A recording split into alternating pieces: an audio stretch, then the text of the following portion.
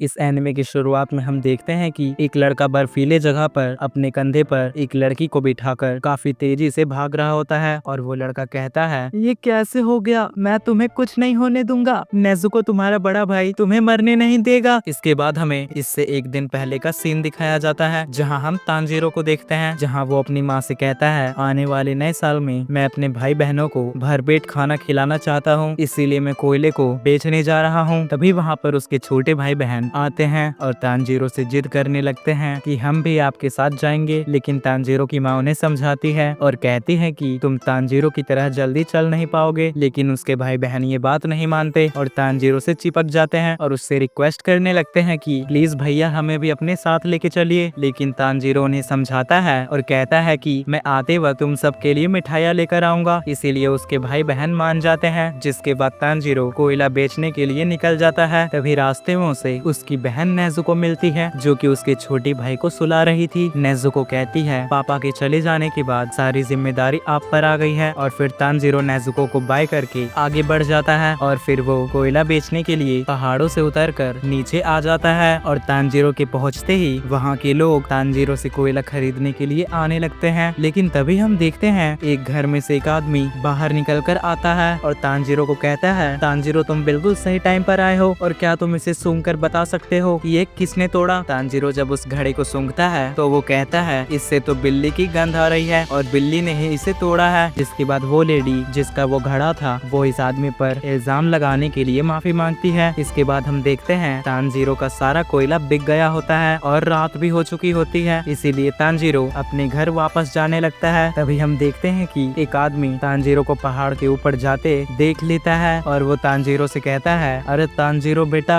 क्या तुम पहाड़ चढ़ने वाले हो? इस समय खतरा हो सकता है, आज रात तुम मेरे घर में सो सकते हो। जिसके बाद तांजीरो उस आदमी के घर चला जाता है जहाँ वो आदमी तांजीरो को बताता है, यहाँ पर अब डीमंस आने वाले हैं। तांजीरो पूछता है, ताबुरो जी वैसे आप किस तरह के डीमन की बात कर रहे हैं? वो बताते हैं, कई सालों से यहाँ पर रात के समय में आदमखोर डीमंस निकलते हैं जो कि इंसानों को जान से मार देते हैं और वो फिर तांजीरो को खाना खिलाते हैं और कहते हैं, अभी आराम से सो जाओ, कल सुबह तुम वापस चले जाना। जिसके बाद तांजीरो सोते समय सोचता है, साबुरो जी यहाँ पर अकेले रहते हैं और अगली बार मैं यहाँ पर अपने भाइयों और बहनों को भी लेकर आऊंगा और डरने की कोई जरूरत नहीं है, ये डीमन वगैरह कुछ नहीं होते। जिसके बाद अगली सुबह तांजीरो साबुरो को अलविदा कहकर अपने घर के लिए निकल जाता है। लेकिन घर के पास पहुँचते ही उसे खून की सुगंध आती है और जैसे ही वो अपने घर पहुँचता है वो देखता है कि उसकी बहन नेज़ुको घर के बाहर ही मरी पड़ी है। और ये देखकर तांजीरो जैसे ही कुछ कहता उसकी नजर उसके घर के अंदर पड़ती है जहाँ पर उसकी माँ और उसके बाकी भाई बहन भी मरे हुए थे। ये देखकर तांजीरो पूरी तरह से टूट जाता है और रोने लगता है। लेकिन उसे पता चलता है नेज़ुको की सांसें अभी भी चल रही है, इसीलिए वो नेज़ुको को अपने कंधे पर उठाकर डॉक्टर के पास जाने लगता है। और तांजीरो को कुछ समझ नहीं आ रहा था कि ये सब कैसे हो गया। तभी हम देखते हैं नेज़ुको डीमन में बदलती जा रही थी और फिर वो अचानक तांजीरो पर हमला कर देती है, जिससे कि तांजीरो का पैर फिसल जाता है और वो दोनों नीचे जाकर गिर जाते हैं। और फिर जब तांजीरो उठता है वो देखता है कि नेज़ुको अपने पैरों पर खड़ी है, इसीलिए तांजीरो उसके पास जाता है। लेकिन तभी नेज़ुको तांजीरो पर हमला कर देती है और उसे काटने की कोशिश करती है। तांजीरो समझ जाता है कि साबुरो जी की कही बात बिल्कुल सही है, लेकिन उसे यकीन नहीं हो रहा था कि उसकी बहन डीमन कैसे हो सकती है, क्योंकि वो तो बचपन से इंसान थी। और वो कहता है, नेज़ुको ने अपने परिवार को नहीं मारा, घर के पास किसी और डीमन की गन थी और शायद नेज़ुको उस दूसरे डीमन से लड़ते हुए जख्मी हो गई होगी। देखते देखते नेज़ुको का शरीर बड़ा हो रहा था और वो बहुत ज्यादा शक्तिशाली हो रही थी। तांजीरो रोते हुए कहता है, इसी तरह मेरे परिवार वालों को भी बहुत तकलीफ हुई होगी जब डीमन उनके सामने था और मैं किसी दूसरे के घर पर सो रहा था। मुझे माफ कर देना कि मैं आप सबको नहीं बचा पाया, लेकिन मैं नेज़ुको को बचाना चाहता हूँ। और ये सुनकर नेज़ुको की आंख से आंसू गिरती है। तभी वहाँ पर एक आदमी कटाना लेकर नेज़ुको पर वार करने वाला होता है, लेकिन तांजीरो नेज़ुको को वहाँ से हटा लेता है। जिस पर वो आदमी कहता है, तुम इसे बचाना क्यों चाहते हो? तांजीरो रोते हुए कहता है, ये मेरी बहन है और प्लीज इसे कुछ मत करना। लेकिन वो आदमी कहता है, मेरा काम है डीमंस को ढूंढकर उन्हें जान से मारना ताकि वो किसी इंसान पर हमला न कर सके। तांजीरो कहता है, नहीं, मेरी बहन ने किसी को नहीं मारा और मेरे घर में किसी अनजान की गंध आ रही थी, नेज़ुको ने कुछ नहीं किया। वो आदमी कहता है, ये बहुत आसान बात है, तुम्हारी बहन के घाव में किसी डीमन का खून लग गया है जिसकी वजह से वो भी ऐसी हो गई। तांजीरो कहता है, इसमें मेरी बहन की कोई गलती नहीं है और उसने किसी को नहीं मारा है। वो आदमी कहता है अभी कुछ ही देर पहले की बात है जब वो तुम पर हमला कर रही थी। तांजीरो गिड़गिड़ाते हुए कहता है मैं नेजुको को वापस से ठीक कर दूंगा, लेकिन वो आदमी उससे बताता है एक बार जो डीमन बन गया वो वापस कभी ठीक नहीं हो सकता। लेकिन तांजीरो अपने पैरों के बल आकर इनसे विनती करने लगता है, जिससे कि ये आदमी चिल्लाकर तांजीरो से कहता है बेवकूफ, इस तरह मेरे सामने गिड़गिड़ाने से कुछ नहीं होगा और क्या इस तरह विनती करने से तुम्हारा परिवार वापस आ जाएगा? और तुम्हें क्या लगता है क्या तुम इस तरह कभी भी अपनी बहन को ठीक कर पाओगे? और तुम क्या ही अपने परिवार का बदला लोगे और तुम्हारी बहन को ठीक करने का उपाय किसी डीमन के पास होगा, लेकिन वो तुम्हें क्यों बताएगा? ये सब सुनकर तांजीरो एकदम रोने जैसा फेस बना लेता है, लेकिन वो आदमी अपने मन में कहता है प्लीज रोना मत, मैं समझ सकता हूँ कि तुमने अपने परिवार को खोया है और तुम्हारी छोटी बहन डीमन बन गई, लेकिन इसका ये मतलब नहीं कि तुम रोकर अपना समय बर्बाद करो, गुस्सा करो, क्योंकि गुस्सा इंसान को मजबूत बनाता है। और यही कहते हुए वो नेजुको पर अपने कटाना से अटैक करने वाला होता है, लेकिन तांजीरो उस पर हमला करने के लिए आगे बढ़ता है, लेकिन वो आदमी तांजीरो को एक झटके में ही बेहोश कर देता है। लेकिन वो सोचता है कि तांजीरो की कुल्हाड़ी कहाँ है, और तभी तांजीरो की कुल्हाड़ी आसमान से उड़ते हुए इस आदमी के बगल के पेड़ पे लग जाती है। ये देखकर वो तांजीरो से इम्प्रेस होता है कि उसे भी नहीं पता चला कि तांजीरो अपना हाथ छुपाकर हमला करने आ रहा था, जिससे कि उसे लगे कि तांजीरो निहत्था है और उसने साइड से कुल्हाड़ी से अटैक करने के लिए उसे हवा में फेंका और वो मेरे सामने आ गया, क्योंकि इसे पता था ये सामने से मेरे से नहीं जीत सकता है। तभी नेजुको इस आदमी को एक लात मारकर दूर कर देती है और तांजीरो के पास जाने लगती है। पहले तो ये आदमी सोचता है कि नेजुको उसे खा लेगी, लेकिन वो देखता है नेजुको तो तांजीरो को इस आदमी से प्रोटेक्ट कर रही है। और ये देखकर ये आदमी सोचता है आज तक मैंने जितने भी डीमंस के बारे में सुना है या देखा है उन्होंने हमेशा इंसानों को मारकर खाया ही है, लेकिन ये तो इसे बचा रही है और इसके लिए मुझसे लड़ने आ रही है। ये देखकर ये सोचता है ये शायद उनसे अलग है, और इतना कहते ही वो नेजुको को एक पंच मारकर बेहोश कर देता है। तभी तांजीरो बेहोशी से जाग जाता है और वो देखता है कि उसकी आंखों के सामने उसकी बहन है, और ये देखकर वो खुश होता है कि उस आदमी ने इसे मारा नहीं। तभी वो आदमी कहता है तुम उठ गए, और उसे बताता है सागिरी पर्वत के नीचे ओरोकुदा किसानजी नाम का एक बूढ़ा आदमी रहता है, उनके पास जाओ और उनसे कहना तुम्हें तोकोमा कियो ने भेजा है। और तांजीरो को कहता है तुम्हारी बहन अभी के लिए सुरक्षित है, क्योंकि अभी धूप नहीं है, और अपनी बहन को सूरज की रोशनी से बचा कर रखना। दरअसल अगर कोई डीमन सूरज की रोशनी में जाता है तो वो जलकर खत्म हो जाता है। और इतना कहते ही तोकोमा कियो यहाँ से चला जाता है, जिसके बाद तांजीरो अपने मरे हुए परिवार को दफन करके नेजुको के साथ ओरोकुदा कोसाकोजी से मिलने के लिए निकल जाता है। चलते चलते रास्ते में तांजीरो एक विलेज में पहुंचता है, जहां पर वो एक विलेज मैन से कहता है क्या आप मुझे कुछ बांस और घास मिल सकता है? वो आदमी कहने लगते हैं तुम घास और बांस को फ्री में ले जा सकते हो, लेकिन तांजीरो ने जबरदस्ती पैसे दे देता है और वहां से चल के नेजुको के पास आता है। यहाँ हम देखते हैं नेजुको एक डैन के अंदर छुपी हुई होती है, क्योंकि उसे रोशनी से दिक्कत होती है। वहाँ पहुँचने के बाद तांजीरो देखता है नेजुको ने डैन के अंदर एक गड्ढा खोद दिया है, बिल्कुल एक चूहे की तरह। तांजीरो नेजुको से कहता है मैं दिन में भी सफर करना चाहता हूँ और जल्द से जल्द सागिरी पर्वत के पास पहुँचना चाहता हूँ, और इसीलिए तुम इस टोकरी के अंदर बैठ जाओ और मैं इसे ऊपर से ढक लूंगा ताकि तुम्हें धूप ना लगे। जिसके बाद तांजीरो आगे का सफर करने लगता है, लेकिन उन्हें चलते चलते रात हो चुकी थी। तभी रास्ते में उन्हें एक घर दिखाई देता है और वो नेजुको से कहता है वहाँ जरूर कोई ना कोई होगा, चलो चलकर देखते हैं। जिसके बाद जैसे ही वो दोनों उस घर में जाते हैं वहाँ पर एक डीमन उन सारे लोगों को मार दिया होता है और वो उनकी बॉडी को खा रहा था। ये सब देखकर तांजीरो काफी ज्यादा डर जाता है, और उसी तरफ नेजुको के मुंह से डेड बॉडी को देखकर लार टपक रही थी। तभी अचानक वो डीमन तांजीरो पर हमला कर देता है, लेकिन तांजीरो अपनी कुल्हाड़ी से उस पर हमला करता है, मगर डीमन कहता है मुझे इस वार से कुछ नहीं होगा और मेरे जख्म थोड़ी देर में वापस से ठीक हो जाएंगे। और उसके बाद वैसा ही होता है, डीमन के सारे जख्म वापस से ठीक हो जाते हैं। ये देखकर तांजीरो और भी ज्यादा घबरा जाता है। तभी वो डीमन वापस से तांजीरो पर अटैक कर देता है, लेकिन नेजुको दौड़कर उस डीमन के सर में एक लात मारती है, जिससे कि डीमन का सर उसकी बॉडी से अलग हो जाता है। ये देखकर तांजीरो नेजुको से कहता है तुमने इसे जान से मार दिया, लेकिन तभी डीमन की बॉडी वापस से तांजीरो पर हमला करने वाली थी, लेकिन नेजुको उसकी बॉडी को भी एक लात मारकर दूर फेंक देती है। और ये देखकर तांजीरो कहता है इस डीमन की बॉडी इसके सर से अलग हो जाने के बाद भी ये कैसे हमला कर रहा है। तभी वो डीमन कहता है तुम दोनों में से कोई एक डीमन है ना, मुझे शुरुआत से ही कुछ अलग लग रहा था, और इंसान और डीमन एक साथ क्या कर रहे हैं। तांजीरो ये देखकर भी शौक हो जाता है कि ये डीमन अपने कटे हुए सर से भी कैसे बात कर रहा है। जिसके बाद डीमन की बॉडी नेजुको पर और उसका सर तानजीरो पर हमला कर देता है, लेकिन तानजीरो अपने सर से उस डीमन के सर को मारता है और अपने कुल्हाड़ी के साथ फेंक कर उसे पेड़ से फंसा देता है। जिसके बाद वो नेजुको को ढूंढने जाता है, जहाँ वो देखता है कि डीमन की बॉडी नेजुको को मार रही है। इसीलिए तानजीरो दौड़ते हुए उसकी बॉडी को लेकर खुद भी खाई में कूद जाता है, लेकिन नेजुको तानजीरो को गिरने से बचा लेती है और डीमन की बॉडी सीधा खाई से गिरकर मर जाती है, जिसकी वजह से डीमन का सर बेहोश हो जाता है। जिसके बाद तानजीरो डीमन के सर के पास आता है और सोचने लगता है मुझे इसे मार देना चाहिए, लेकिन तभी पीछे से वहाँ पर एक आदमी आता है जो कहता है ये इस तरह से नहीं मरने वाला। तानजीरो देखता है उस आदमी ने टैंगो का नगा पहना हुआ था और उसे इस आदमी के कदमों की आवाज भी नहीं आई। फिर तानजीरो पूछता है अगर इस तरह नहीं मार सकते तो कैसे मारे। वो आदमी कहता है मुझसे क्यों पूछते हो, तुम खुद कोई इसका उपाय निकालो। जिसके बाद तानजीरो एक पत्थर उठाकर डीमन के सर को मारने वाला था, लेकिन वो कहता है इसके पूरे सर को कुचलना होगा और उसके लिए उसे कई बार उस पर वार करना होगा। वो सोचता है क्या एक बार में खत्म करने वाला कोई उपाय नहीं है। ये देखकर उस आदमी को तानजीरो की बॉडी से